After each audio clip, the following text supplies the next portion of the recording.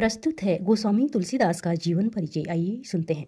गोस्वामी तुलसीदास का जन्म सन 1532 बादा उत्तर प्रदेश जिले के राजापुर गांव में माना जाता है। उनकी प्रमुख रचनाएं रामचरितमानस, विनय पत्रिका, गीतावली, श्री कृष्ण गीतावली, दोहावली, कवितावली, रामाज्ञा प्रश्न। निधन सन 1623 ईस्वी में काशी में। भक्ति काल की सगुण काव्यधारा में राम भक्ति शाखा के सर्वोपरि कवि गोस्वामी तुलसीदास में भक्ति से कविता बनाने की प्रक्रिया की सहज परिणति है, परंतु उनकी भक्ति इस हद तक लोकोन्मुख है कि वे लोक मंगल की साधना के कवि के रूप में प्रतिष्ठित हैं। यह बात न सिर्फ उनकी काव्य संवेदना की दृष्टि से वरन काव्य भाषा के घटकों की दृष्टि से भी सत्य है। इसका सबसे प्रकट प्रमाण तो यही है कि शास्त्रीय भाषा संस्कृत में सृजन क्षमता होने के बावजूद उन्होंने लोक भाषा, अवधि व ब्रज भाषा को साहित्य रचना के माध्यम के रूप में चुना और बुना।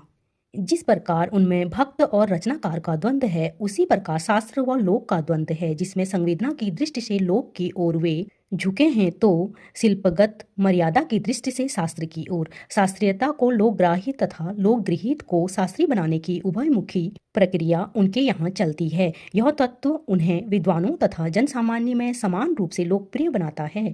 उनकी एक अनन्य विशेषता है कि वे दार्शनिक और लौकिक स्तर के नाना द्वंद्वों के चित्रण और उनके समन्वय के कवि हैं। द्वंद्व चित्रण जहाँ सभी विचार भावधारा के लोगों को तुलसी काव्य में अपनी अपनी उपस्थिति का संतोष देता है, वहीं समन्वय उनकी ऊपरी विभिन्नता में निहित एक ही मानवीय सूत्र को उपलब्ध करा के संसार में एकता व शांति का मार्ग प्रशस्त करता है। तुलसीदास की लोक व शास्त्र दोनों में गहरी पेट है तथा जीवन व जगत की व्यापक अनुभूति और मार्मिक प्रसंगों की उन्हें अचूक समझ है। यह विशेषता उन्हें महाकवि बनाती है और इसी से प्रकृति व जीवन के विविध भावपूर्ण चित्रों से उनका रचना संसार समृद्ध है। विशेषकर रामचरितमानस इसी से यह हिंदी का अद्वितीय महाकाव्य बनकर उभरा है। इसकी विश्व प्रसिद्ध लोकप्रियता के पीछे सीताराम कथा से अधिक लोक संवेदना और समाज की नैतिक बनावट की समझ है। उनके सीताराम ईश्वर की अपेक्षा तुलसी के देश काल के आदर्शों के अनुरूप मानवीय धरातल पर पुनः सृष्ट चरित्र हैं। गोस्वामी जी ग्रामीण व कृषक संस्कृति तथा रक्त संबंध की मर्यादा पर आदर्शीकृत गृहस्थ जीवन के चितेरे कवि हैं। तुलसीदास इस अर्थ में हिंदी के जाति कवि हैं कि वे अपने समय में हिंदी क्षेत्र में प्रचलित सारे भावात्मक व काव्य भाषाई तत्वों का प्रतिनिधित्व वे करते हैं।